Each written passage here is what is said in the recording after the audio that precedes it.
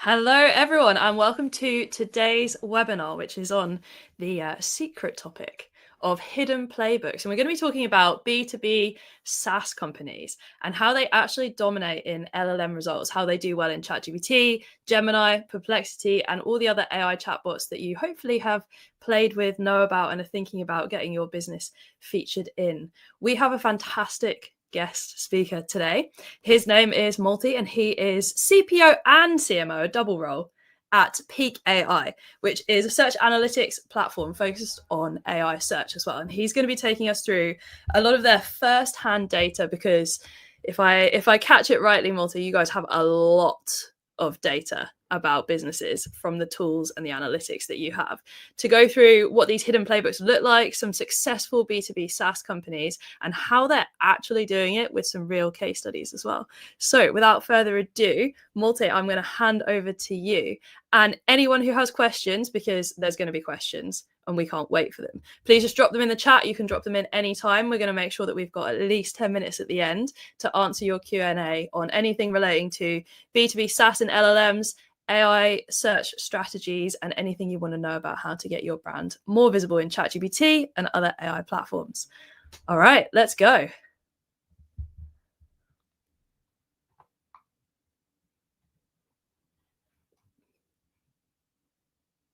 No, can't hear you. Oh, it looks like we've got a sound problem. I think Malte's dropping in and out to get his mic back working. Here we go.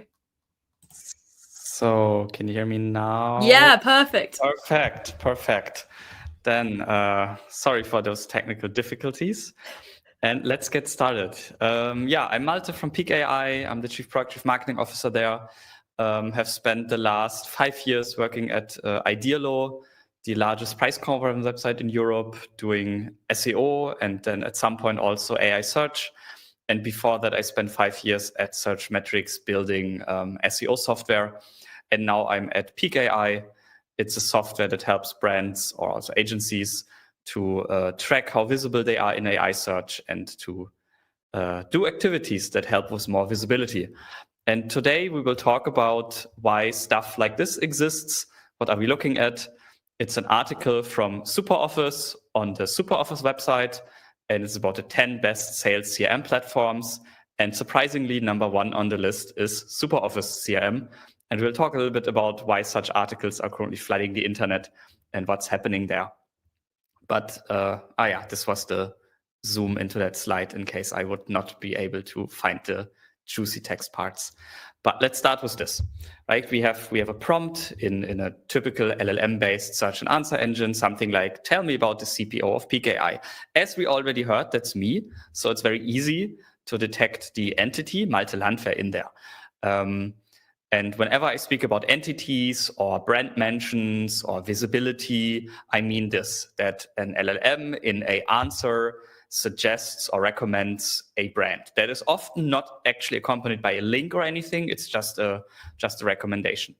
And we now said that my name is the relevant entity in that prompt, but actually just as well, it could be Peec AI, idealo, and Searchmetrics could be the relevant entities in that brand. So it's in that prompt. So it's a little bit different from SEO, where we have these traditional 10 blue links that are sorted, where it's very clear what is actually the answer, what are we looking for. Here, everything depends a little bit on how we want to interpret the answer. And in addition to these mentions, there are also sources or citations. So when the LLMs conduct a web search or their grounding process, they, of course, use documents as sources, or actually they use certain text chunks from these documents, and these are also there. And then we have actually links, but nobody is clicking on those. My first piece of advice is you have to be the source. Like, if you can make your website be the source during the web search process, the grounding process, you can greatly influence the answer. Why am I saying this? We have a case study from one of our clients.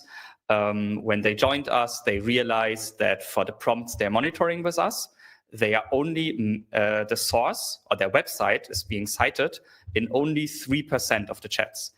And then they published expert content over the course of a couple of weeks, and they got that up to 61%. So huge increase. And what happened to their brand mentions? those also increased from 3% to 33%, so 11x, and in exactly the same time frame. And why did that happen? Of course, because they were cited as the source. They mentioned their own brand in these documents on their own website, and that influenced what brands the LLMs are mentioning. And then I have a second data set we can look at. I have to anonymize it, unfortunately, but I can reveal that it's in the German price comparison space. And so who paid attention to the first or second slide might make a guess what kind of brands are mentioned here. And if you look at the absolute top brands here, by the way, we always look at first visibility. So is the brand mentioned in the answer? And then we look at, is the website of that brand cited? And we look at the percentage, how many chats each of these is true. And we did that for a couple hundred prompts run over a couple of weeks every day. And if we look at the top brands, we can see that there seems to be a very obvious correlation, right? The more you get cited, the more visible you are. Or maybe it's the other way around, because for now, it's just statistics we're looking at, right? So we can only see a bit of a correlation. We can't actually, from this data, know the causation. But there are other brands where this seems to be not true. So there's a brand that is mentioned in 15% of answers, but their website is never cited. And when this happens, usually two conditions have to be fulfilled. One is something positive must be written about this brand somewhere on the internet. Like, this must be true. Otherwise, it would not happen that they are recommended in the answer, unless they are super relevant in the training data and the LLM just recommends them without a web search. But usually you can expect that there are websites that write positively about this brand. And the second condition, there are a couple of different explanations. Either these brands are blocking the bots of the LLMs. I would personally not recommend that, but some brands are doing that. Or they just don't have any content that is worth citing, like they have a very bad content strategy, or they have a technical SEO problem. So there's something goes wrong, either with the initial rendering, with the initial crawling, with the rendering, with the ranking. Maybe everything is hidden behind JavaScript. We can't know based on this data, but usually this is the explanation. And there can also be cases where a website is cited a lot, but the brand is invisible. And this is the kind of case I want to also look at a little bit, because that's easy to fix. Because I just told you, right, you have to be the source. But now the second thing is, being the source is not enough. Why? Because here is something happened to another client of ours. And unfortunately, I can't reveal the brand, but it's a financial services business in the United States. Basically, when they joined, their visibility in Perplexity for a certain set of prompts was 0. Their brand was never ever mentioned. But they are ranking super well in Google. They are ranking super well in Bing. So how could this happen? How could Perplexity never mention them? Well, Perplexity answers looked like this. You got a long list of competitors. There are two on the bottom, like Wells Fargo, Morgan Stanley. They are more well-known. I didn't have to censor them. Unfortunately, the rest I had to censor to not reveal who's our client. But basically, long list of brands. And then our client's website was being cited as the source, but their brand was not recommended. So what was happening here? Since they were ranking so well in search engines because of traditional SEO, of course, when Perplexity did their web search and grounding process, they found their website and found treated as a relevant document. And then on their website, they had a little headline and some paragraphs that said, well, we are not the right solution for everyone. If you want to work with the different brands, here are 5 other companies that are active in the same states, offer similar service to ours, and they are trustable. And since the LLMs always look for like a nice chunk of text to use for their grounding process, they thought, hey, this list is amazing because it is a list that mentions entities and it's in one of the most relevant documents, so it must be good. And then what they did is they simply changed the paragraph a little bit, put their own name on top, and overnight they became visible. I have the whole process also in a few more details, but I think I just explained what is happening. There's no need to go over all of this. The important thing is once they changed their website, basically overnight, they became visible. So suddenly, instead of being mentioned in 0% of the answers, they were mentioned in 23% of the answers, and no competitor was mentioned more often. So just by making a small change to the website, they became one of the market leaders in Perplexity. And did that affect the other platforms, Malte, or was this mainly Perplexity for this specific client that you were looking at? This very, very strong effect was only visible for Perplexity. The other LLMs managed to mention them from the beginning. And there's too much noise in the data to exactly pinpoint what percentage increase this brought them in the other LLMs. Just Perplexity was super clear cut from 0% to 20% overnight.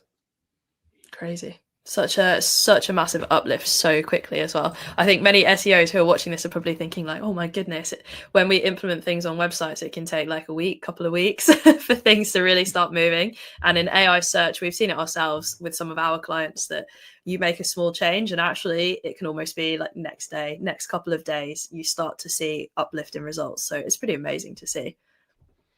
Yeah, there's very little caching going on right now. So many times just for every single prompt answer that's being generated, the websites are fetched again.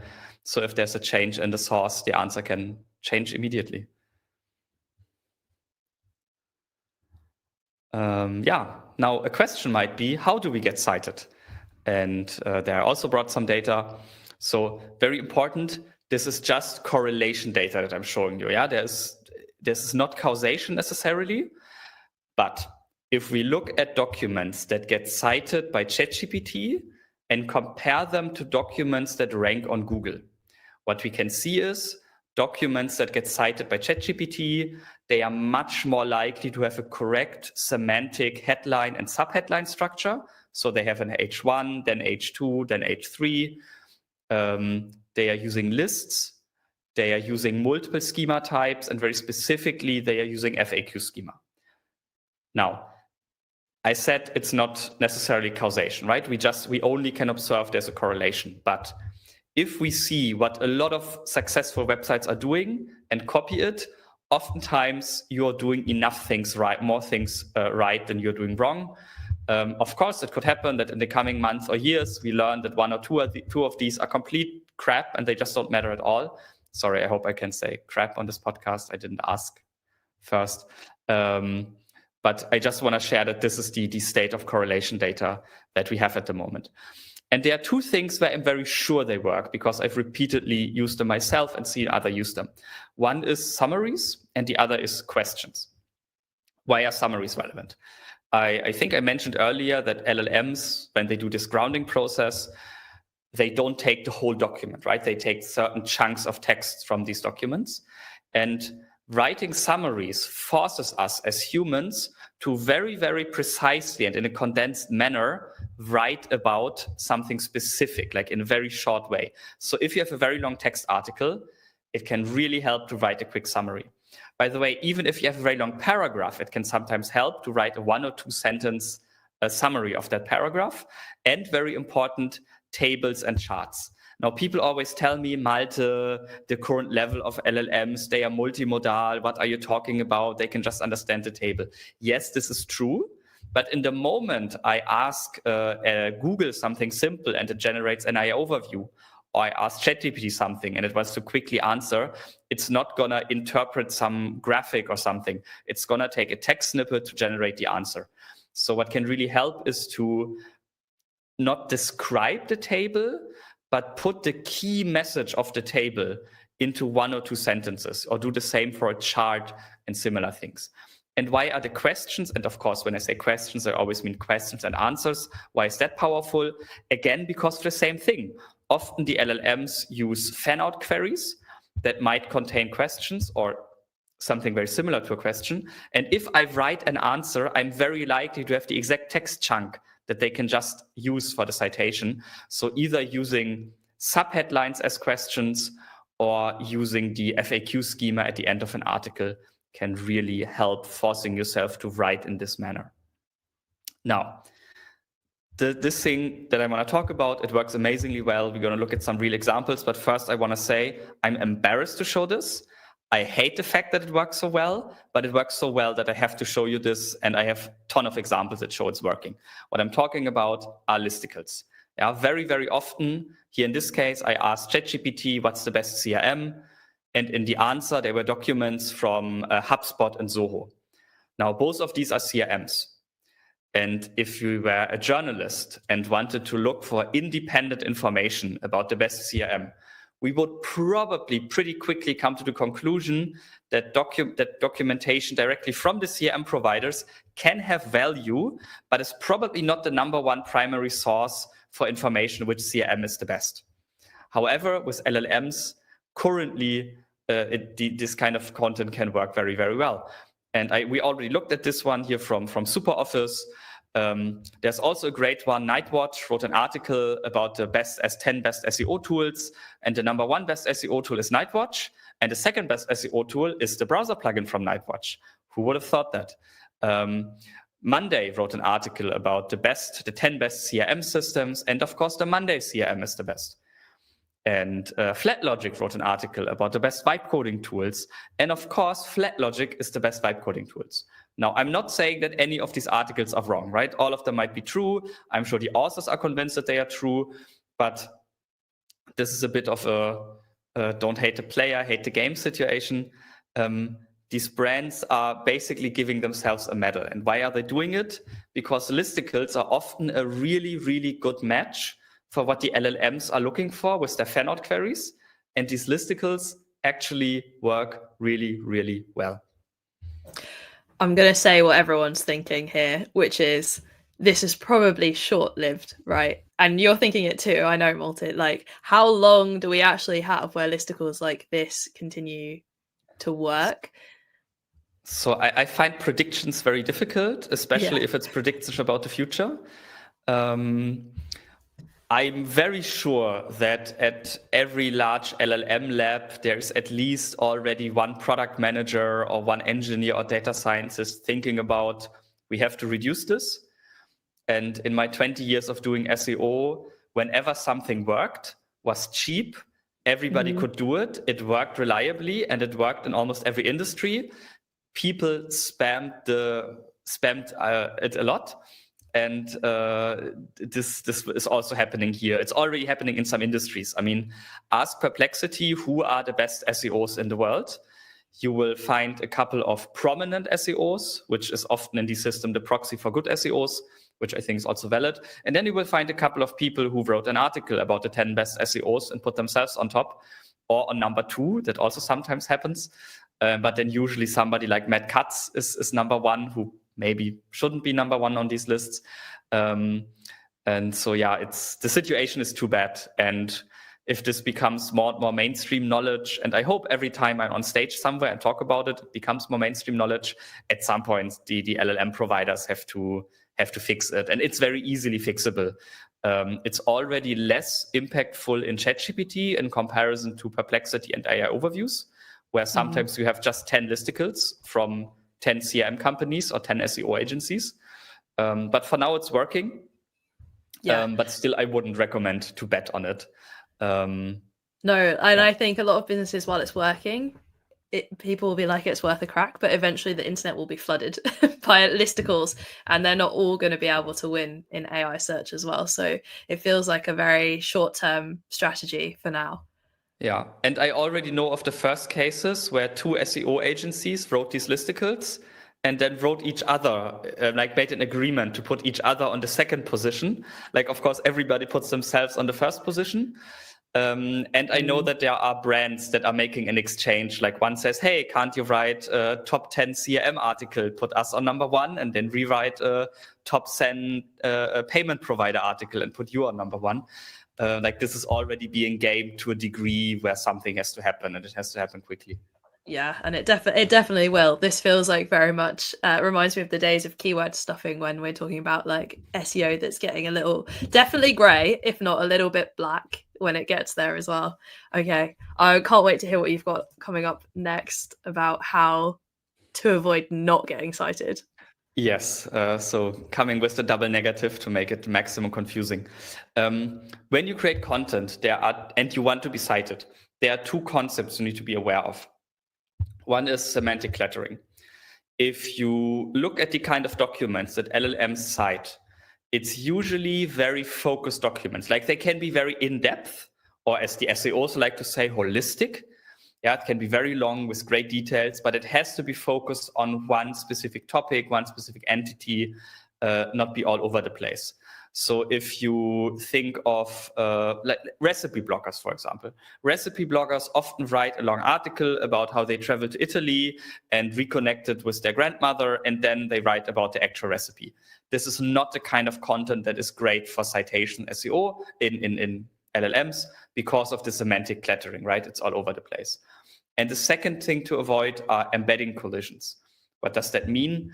20 years ago, you could take a Wikipedia article, you would rewrite every paragraph a little bit, and then you would rewrite every sentence a little bit, and then you would replace some words with synonyms, and ta-da, you had unique content. And if we compare this character by character, word by word, string by string, it is unique content.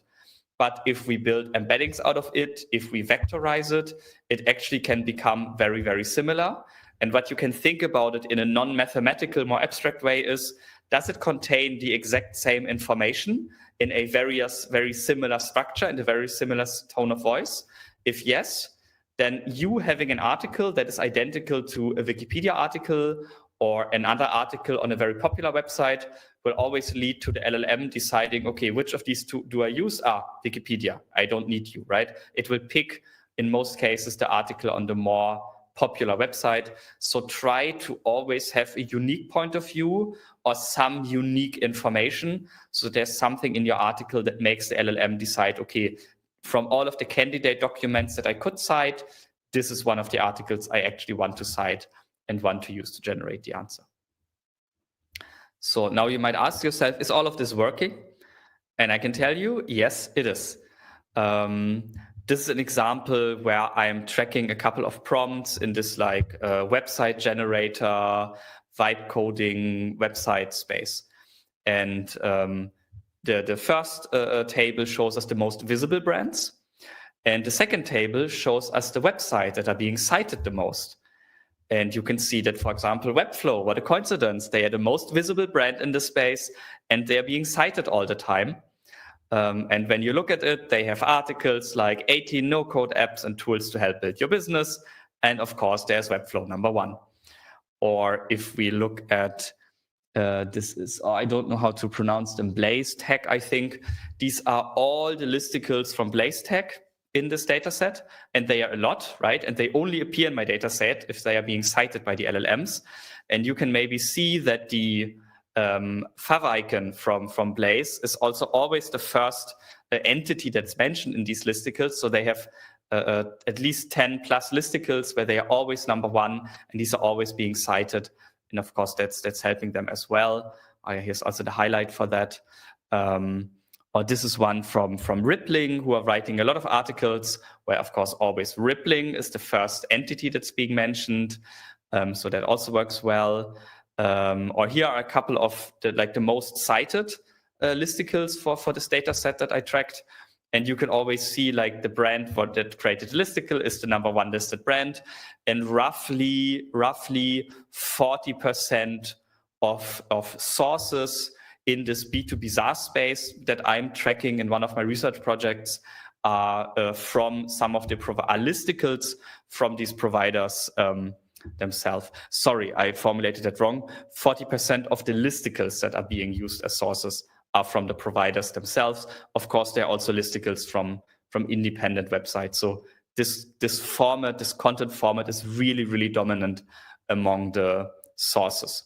Now, is this the only thing you can do to get recommended more? Like, do you always have to be cited with your own website? No, you can of course also look at the current sources and then get active there, right? So the idea here is you pick a couple hundred prompts, you run each of them a dozen times, you write down all of the sources, and then you look at them.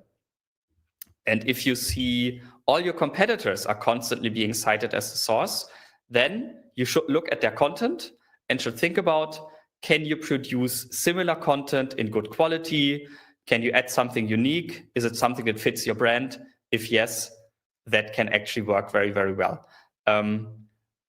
We have some clients who literally take these lists of the most cited content from their competitors, throw that in one of the typical AI content generation tools, generate content, publish it on their website, and it actually works for them.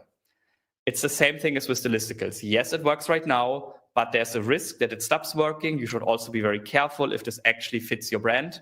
So I don't want to recommend this. I can just say it's one of the things I'm currently observing in the market. Now, if most of the sources that you see are editorial websites, of course, the most obvious thing is digital PR, right? You tell your digital PR agency, please target these 5 news publishers. They are often used as sources for my prompts. Very easy, very straightforward. But sometimes you can find articles like this that are being cited. It already says advertisement in the title. And then when you click on it, you will see this is actually an advertorial. Like you can buy an advertorial on some news websites and it will get indexed by Google and Bing. It has a normal URL, it's ranking, and it can end up as a source in the LLMs. At the beginning of the year, I think this was like the #1 trick to get more visibility. Nowadays, they tend to not work that much anymore, but still from time to time, these listicles are being picked as the source. And of course, these listicles, these advertorials are being used as a source. And of course, in an advertorial, you can just say, I'm the only brand, and you can write lots of superlatives that you are the best, the market leader, the best solution for everyone. And of course, if that gets cited, it can have a huge impact on the LLMs. I have seen the first cases where the LLMs then actually say, according to a paid article on, I don't know, CNN or something. So that would, of course, devalue it. But it's still better that the answer says, according to a paid article in CNN, than citing your competitor, right? So especially for those marketers that have a big budget, this is one of the things that are worth trying out, even though it doesn't work as great anymore as it predicted in the beginning of the year. So we have now 2 attack vectors for editorial websites, 2 kinds of interventions, to the PR and the advertorials. And there's a third thing, because sometimes you will find articles as the source where something is written about affiliate commissions. What is happening here? Most large news publishers, they don't just have a team of journalists writing content and maybe an AI. They also have a content commerce team that is writing articles, creating content. And what you can do is when you see such articles being used as the source, you can give them a call, offer them really, really good affiliate commissions. And often, magically, if you pay the highest affiliate commission, you are also the brand that they write about the most or ranked #1 in their own top lists. And you're not paying them the affiliate commission to get so much traffic from them. You're paying them the affiliate commission to get very well placed in their content that is then cited by the LLMs. Of course, you always have to do some research, find the actual articles, publishers, affiliates that are being cited a lot. But then if you can get on those, this can also have a huge impact on your visibility in the LLM answers.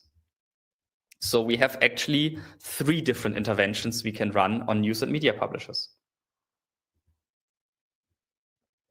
Another type of source we will often find regularly is user-generated content and social media.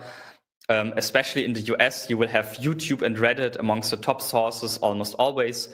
But there are also spaces like Gen Alpha skincare, where you will see that actually TikTok and Instagram are the #1 and #2 sources. For other topics, you will not even find these in the top hundreds. In the B2B space, LinkedIn is often a source, and especially LinkedIn Pulse articles can also stick around a really long time as like one of the most cited documents. So for all of these, you of course need to decide, do you want to create your own content? Do you want to work with creators? Especially Reddit is a difficult one because most subreddits either hate commercial content or, what's even worse, sometimes one of your competitors might already be a moderator and always inject his own brand in answers and delete yours. And of course, like with TikTok, Instagram, if you want to create your own content, that is actually a major effort and you need to do it well. You can't just do this as a side project. That has to be a main effort. It's not something you should do just for visibility and LLMs. But if you have a team that's dealing with it, I think as an SEO, you need to be able to talk to them, recommend some keywords for them to use in the titles, in the descriptions. Speaking of keywords, in YouTube, the whole transcript is available to the LLMs. So anything that is said in a YouTube video can be cited by the LLMs, but what is in the title and in the description has much, much, much more impact. and the LLMs cannot see what is in the video. So they only use the text transcript. They don't actually listen to the video within 2 seconds to write their transcript. That's not happening during normal grounding and web search processes. And you can find a couple of YouTube videos of me where I ramble like some nonsense and mention some words, and then there are different words shown in the video because I specifically tested this. So if you encounter any such videos, just know I did it for science. I didn't go crazy. And I hope you will not find them, but I fear some people will find them. Then corporate websites. If a lot of corporate websites are amongst the sources, you have to get a bit creative. Because most companies don't have any incentive to write anything about your company unless you have some kind of relationship. Like maybe you convince their SEO to write one blog article on their blog, and then you write one in your blog about each other, or you have some kind of partnership. But otherwise, these are like super, super difficult. Then e-commerce is a bit of a special case. Of course, for most topics, e-commerce websites are not among the most cited domains, but sometimes they are. Of course, if you're selling products, right? And what can be very, very interesting here is many, many online shops are nowadays offering retail media. So buying advertising on the shop. Anything that's served via an ad server, via JavaScript, we don't care about. It doesn't help with LLM visibility. But sometimes you can get a blog article as part of a retail media deal. Or you can influence what is written on a category page. So category pages often have this SEO text, right, on the bottom, and you can maybe get your brand mentioned there for the relevant categories. So it's worth checking out what the retail media options are. Some of them might be beneficial for your AI search visibility. And then, with reference websites, I mean, sometimes you just pay to get like the premium entry to add more details. Sometimes you can motivate your customers to leave positive reviews. Here, it's really it's about checking, are any of these reference websites relevant sources for my prompts? If yes, it's probably always worth it to invest a little bit of time and money there. And now, what metrics should we look at when talking about sources? The number one thing I like to look at is what I call the citation share. So out of all the citations that are happening for my set of prompts, how many of them are coming from my own website, right? This is what I need to optimize for. And if I can increase this, it is also very, very likely that I can increase my brand mentions. And the second is source coverage. So here, it's not about me being the source. Here, it's about if I look at the top cited documents in my set of prompts, is my brand mentioned there or not? And then the second step would be, is my brand mentioned very prominently? And if it's a listicle, is it mentioned at the beginning? But if you can track this and can increase this value every week, I'm also very, very, very sure you will increase your visibility. The LLMs will start recommending you more and more often. And in this case, there's an article that's cited like 186 times. In this data set, much more often than any other article. If you're not listed in that article, you are immediately at a disadvantage, and this is the article you need to get into. And then what can you do to optimize, to operationalize this? I was always recommend to look for the kind of articles where a lot of competitors are mentioned, and then get yourself also mentioned in there, because often if a lot of competitors are already mentioned, you have a very, very easy time getting in there. We just saw an article with example with the Wikipedia article. Here's a more general example. And here you can also see like half of these are again listicles. So I'm not joking when I say that listicles are very, very common.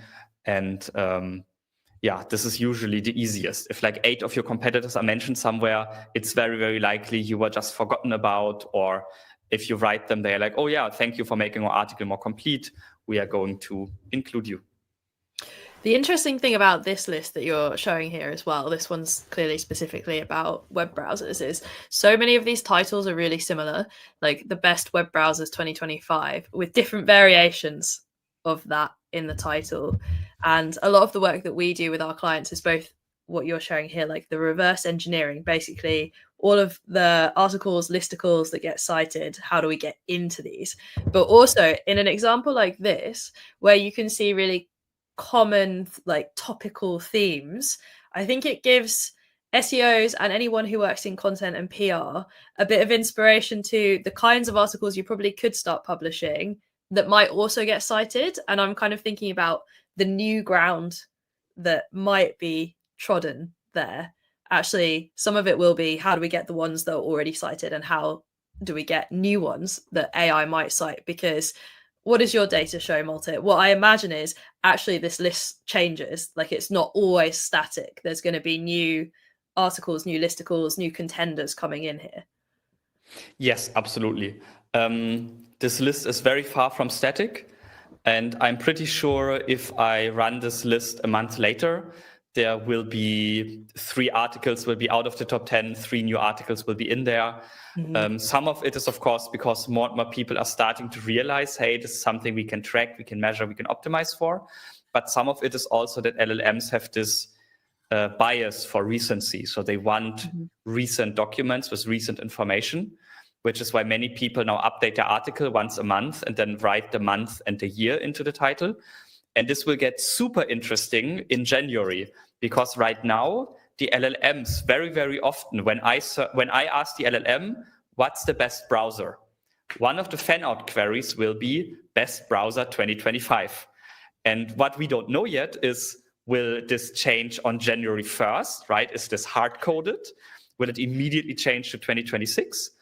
Or will it take a while for the LLMs to learn this? And I already see now people publishing the articles, best AI search SEO 2026. Like, these articles are already published so that they already rank for these future fan out queries.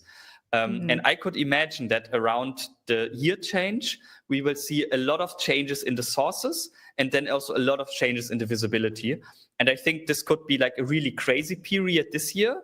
And then, of course, somebody will write about it, will blog about it. The people running these LLM-based search and answer engines will think about it. Okay, we got to do this better next year.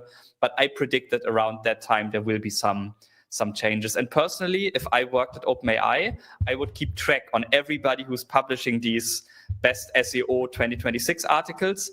And these are the domains where I would give them a huge penalty and almost never cite them, because I can already know they are only publishing this to manipulate the results.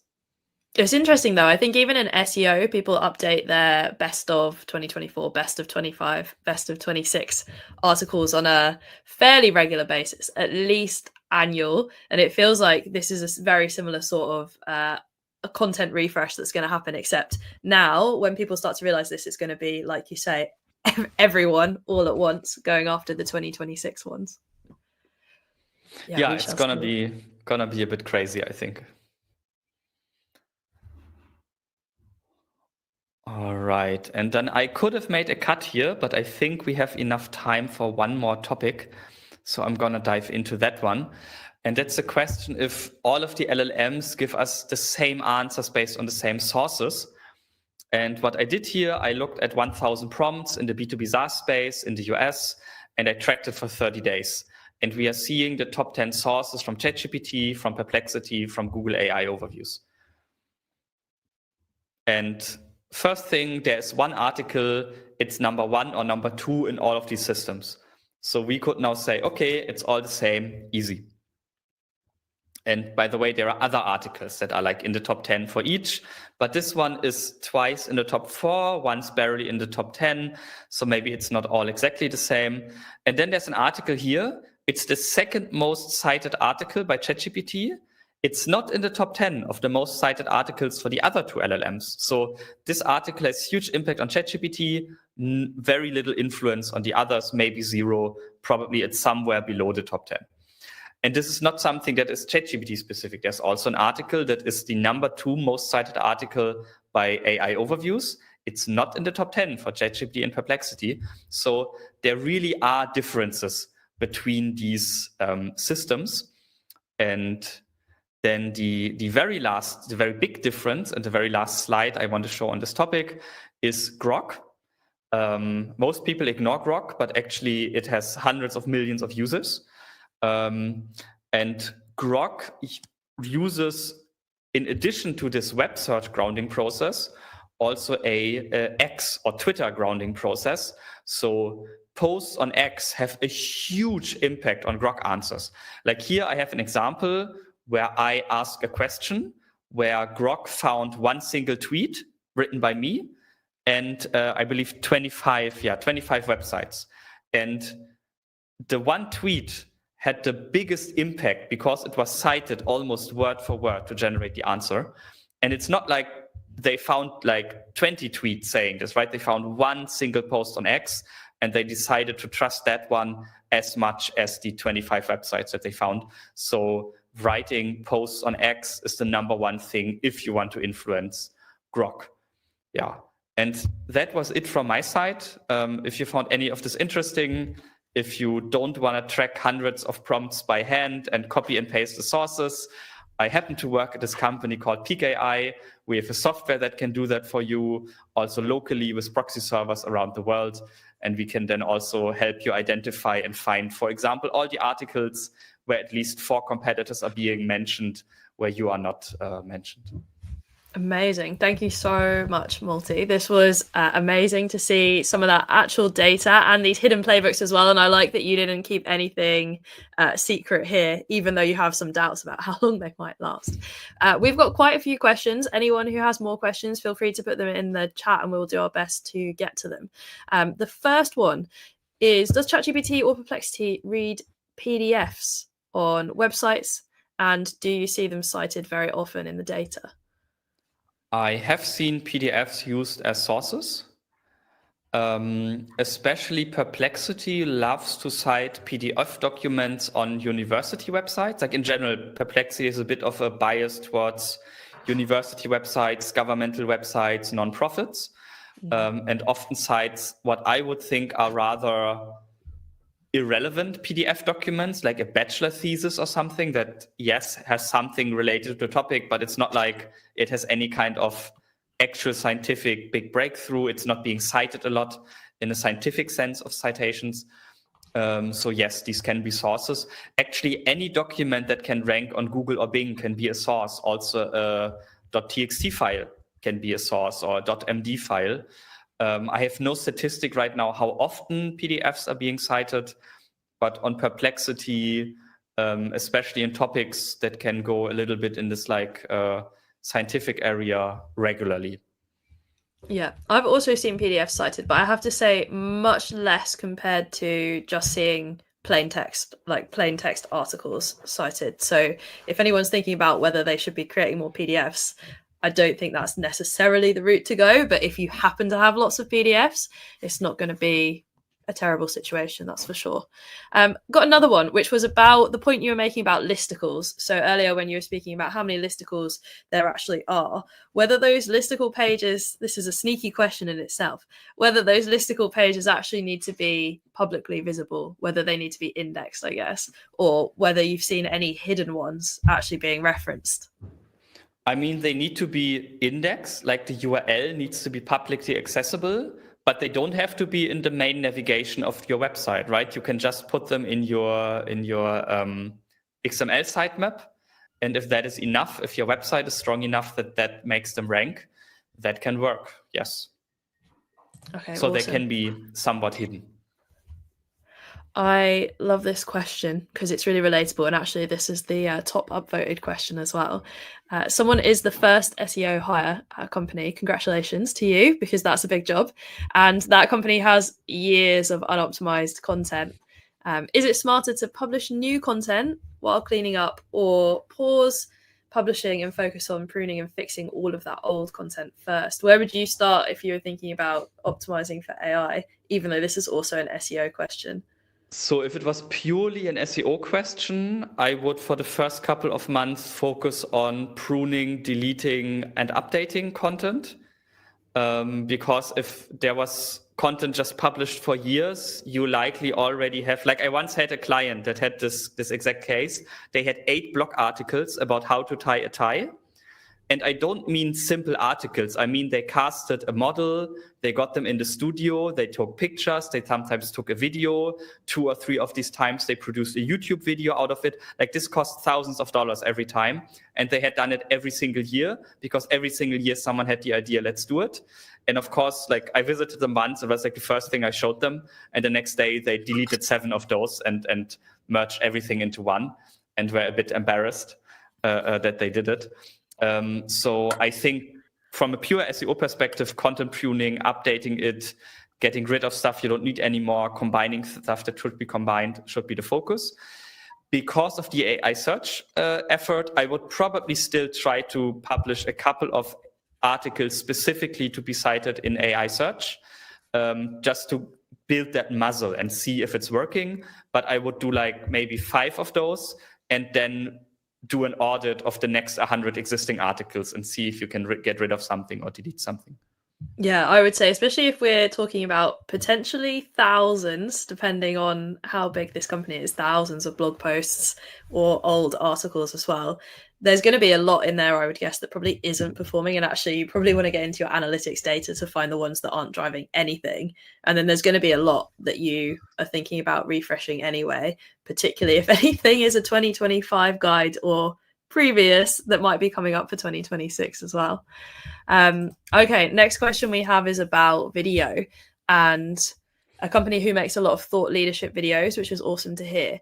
Does AI pick up those kinds of videos, and would it be able to relate it back to that company? If these videos are published on YouTube, yes. And the LLMs also understand what's being said in the video, like from the captions.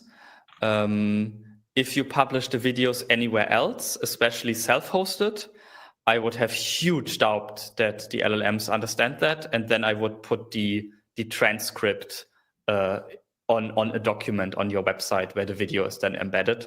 Otherwise, there's a huge risk that this is just being lost. And if it's short form videos like Reels or TikTok, make sure the important stuff is in the title or the caption, and you should be good to go. I have also very rarely seen videos coming up in AI answers as well. I think I can count on one hand the number of times I've seen a video surfaced in a ChatGPT answer in like the last 4 or 5 months. So when we're thinking about what's more important to publish, like lots of videos for AI or write more text, I think because it just takes so much less resource for AI platforms to read text, they're going to do that. That's just much less intensive for them to compute it. The one video I did see actually was a Greenpeace video, and I think it must have been so relevant to the search query that I'd put in that the LLM must have felt like it had to surface that piece of content where it was quite a niche query. I don't know how often you've seen in B2B SaaS, though, videos actually being surfaced. In ChatGPT, very rarely. In Perplexity and AI overviews, and also AI mode all the time. Like YouTube is one of the top 3 domains in both Perplexity and AI overviews. With AI overviews, maybe there's like a Google connection behind it, and Perplexity really seems to love YouTube. I guess they like these transcript files where they can easily get access to a lot of text all at once. Perfect. And then I'm going to end us on a final question. I promise I haven't planted it. Is there a tool that you might recommend for tracking a brand's visibility in LLMs? I can't think what it could be. So you're going to not believe this, but yes, I can actually recommend one. It's Peec AI, where I'm working and where I'm trying to build the best tool for exactly this use case. Okay, amazing. That's perfect. We also had a whole flurry of extra questions off the back of some of those. Have you seen slide shares being cited? Not to my knowledge. I would have to check. Okay, I also haven't seen any slide shares being cited myself either. So sources are often easily manipulated. This is kind of what you've been getting at with the listicles point as well. How would you recommend preparing for the next LLM updates? UGC feels like a clear place to go, but how important do you think content marketing, digital PR are going to be? I think digital PR and content marketing are very important, because if you can get reputable websites to write about you positively, that must have an impact, right? And if it's 1,000 users on Reddit always upvoting your stuff because they love you, or if it's journalists writing about you, that must have an impact. Like LLMs cannot ignore that. And they will try to find ways to identify where this is because of manipulation. But if it's because there's actually a consensus in the market that you are the best brand, the best solution, they will want to understand that. And then these websites are the place where they can understand that. So community management, content marketing, digital PR are here to stay and probably going to be more important in 2 years than they were 2 years ago. I would completely agree. From some of the case studies that we've done for AI search work for our clients as well, digital PR has literally increased the amount of traffic coming to a website from ChatGPT and Perplexity through specific published articles within that niche. So it's a very tangible increase in results when those articles are really well placed, which goes back to exactly what you were speaking about earlier, Malte, with looking at reverse engineering what is being cited and then trying to find the topics that are really interesting as well. You're going to like this one. What's the best way to build a list of prompts that are actually likely to be searched by people? Yeah, that's a bit of a difficult one. Of course, at Peec AI, we are also trying to solve this for our clients.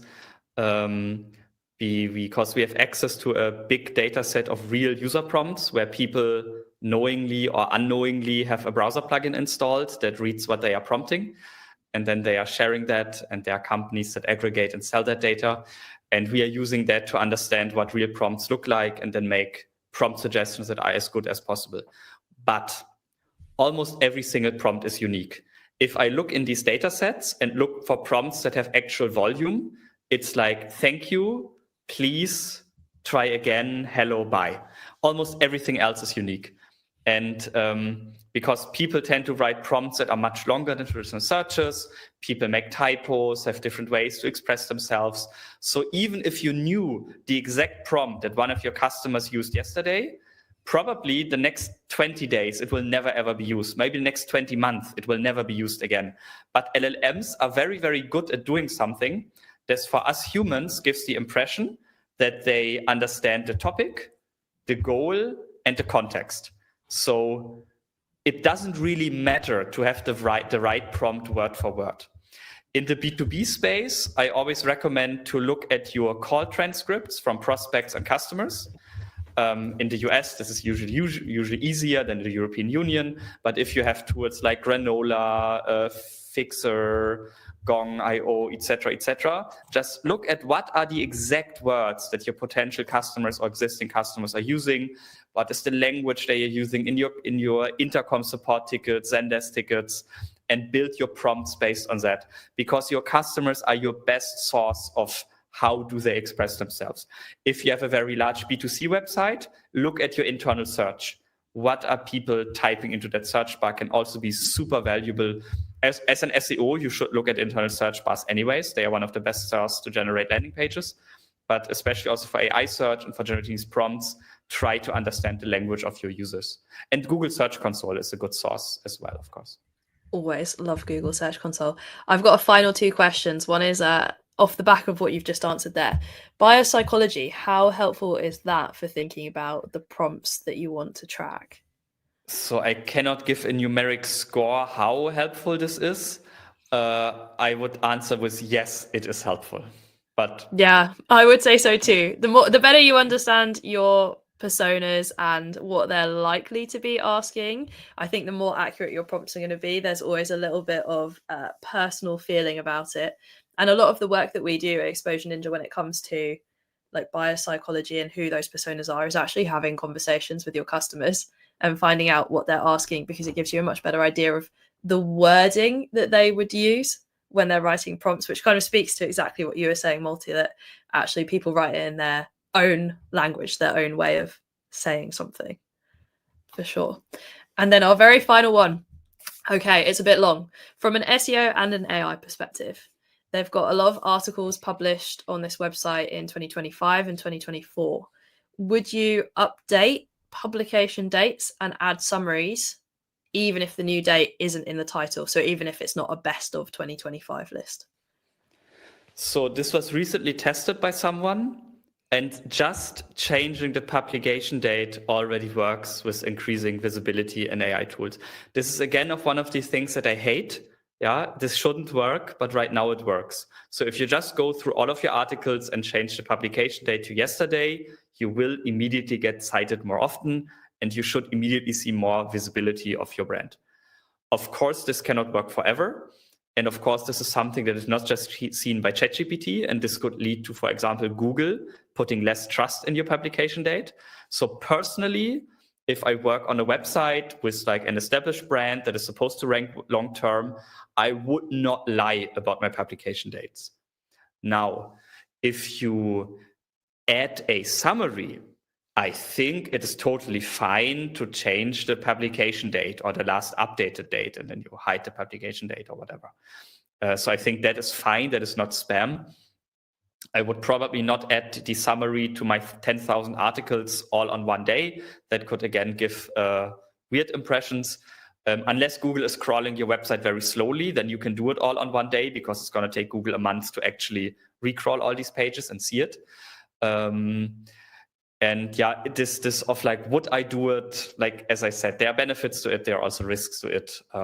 Every market has to decide for their own. One of the clients that we worked with in the financial space as well, we updated all of their articles with actually personal summaries from a specific spokesperson in the business who gave almost like an executive summary, like an opinion-based piece at the top of the articles. But we did that over time, not all just in 1 week, threw them up, but actually started updating the content, then adding that summary from that person's perspective, and saw that it really influenced AI surfacing certain chunks of the content in there. So I think you can also do this in a way that feels like relevant to the business and relevant to the article, especially if you happen to have something new to say, which quite a lot of the time, if the article was published 6 months or more ago, most businesses tend to have an update that's going to be relevant. And I think that's a much better opportunity for making sure that content is likely to be surfaced in AI, rather than just like switch the publication dates all to the newest date all the time, which is definitely going to start to look suspect. And I don't think anyone wants to do that. That's it for all of our questions. We had so many questions, and if you have more questions or anything comes to mind that you would like to ask either myself or Malte, you can find us on LinkedIn. We're always more than happy to have a chat about anything that you need. If you need an AI visibility tracking tool, then Peec AI is the place to go. You therefore don't have to track all of your prompts manually, and it also suggests for you the kind of prompts that you're going to want to track for your business as well, to give you a starting point. Plus, you can reverse engineer all of the citations relating to the prompts you do care about as well. If you are thinking, oh my goodness, there's a lot to do here and I'm not sure where to start, then I work for Exposure Ninja, and we build and implement AI strategies for our clients. We use tools just like Peec AI, which we absolutely love, to do all of these things across technical SEO, website content and structure, deciding the positioning that your business needs to have to show how you want to be shown in AI, and the PR and AI citation analysis trends and building side to make sure that you have the visibility and the sentiment that you want AI to have about your business. You can find us at exposureninja.com. You can also find us on our YouTube channel, where we talk about AI search all of the time, including featuring tools like Peec AI and exactly how they work in our workflows as well. Thank you so much for joining us today. And Malte, thank you so much for sharing all of your data and expertise with us as well. It was amazing to have you. Thank you for inviting me, and thanks for all the interesting questions. Amazing. See you later, everyone. Thanks for joining. Bye-bye.